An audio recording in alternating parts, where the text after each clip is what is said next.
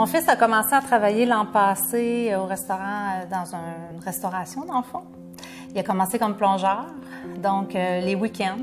Fait que là maintenant, il travaille comme plongeur puis comme cuisinier aussi à l'occasion. Le rôle comme parent, quand notre ado travaille, c'est vraiment d'être un accompagnateur. Hein? C'est vraiment d'établir c'est quoi les priorités. Et les priorités, c'est les études.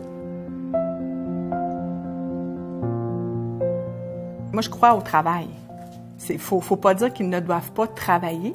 C'est important parce que c'est comme un troisième collaborateur, l'employeur, qui vient des fois appuyer ce que les parents peuvent dire, ce que le scolaire dit. Puis, je trouve qu'on met l'élève dans des contextes autres pour qu'il puisse développer des compétences et des attitudes, autant professionnelles, puis c'est sûr qu'il y a un retour au niveau scolaire.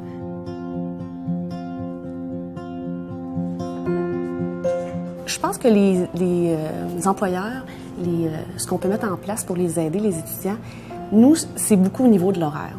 Je me suis souvent fait dire qu'ici, on était bon pour faire une bonne gymnastique d'horaire.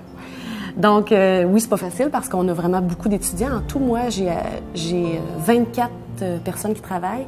Souvent, nous, on va mettre un petit tableau en place, puis on va dire, bien, quand vous savez que vous avez soit des tournois pour l'école, soit des études, quelque chose qui se passe, écrivez-nous que ces journées-là, vous n'êtes pas disponible. Puis nous, ben, on en tient compte quand on fait l'horaire.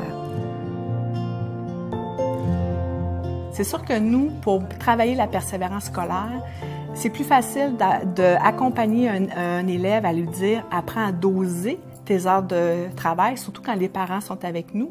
Ce qui est difficile, c'est l'élève qui est inactif. Les jeunes qui travaillent ici, plus ils sont comme impliqués, plus sont capables justement d'en prendre. Justement, il faut toujours faire attention, mais c'est souvent eux qui vont vouloir travailler plus. Puis ça fait des jeunes vraiment comme allumés, je dirais, débrouillards, mais des fois, il faut faire attention. Moi, ça m'est déjà arrivé de vérifier si le jeune était au secondaire, de vérifier même jusqu'aux parents.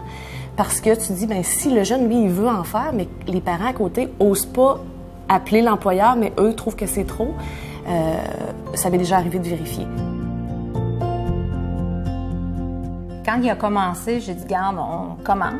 Puis si on voit que ça cause problème, on arrête. Si on voit que tu es fatigué, je veux dire, il n'est pas obligé à rien. C'est de façon volontaire qu'on veut travailler. Donc, c'est vraiment, je pense, de faire un petit bilan de tout ça, puis de vérifier avec lui si ça lui convient encore. Il faut mettre tout le monde ensemble pour pouvoir avoir cette compréhension-là, puis bien mesurer les impacts aussi. Parce qu'une fatigue, ben, c'est de l'anxiété, c'est de la dépression, et en 2017, chez nos jeunes, il y en a beaucoup, énormément. On en parle, les écoles secondaires en parlent, c'est certain, on est très proactif sur ça, mais on devient aussi, après 4 heures, un peu impuissant. Donc, je pense que ce qu'on peut faire, c'est faire équipe tout le monde. C'est vraiment le but. Si tout le monde fait équipe, avec vraiment les entreprises, l'école, les parents, je pense qu'on va réussir à faire des bons pas à ce niveau-là. Mais c'est un défi.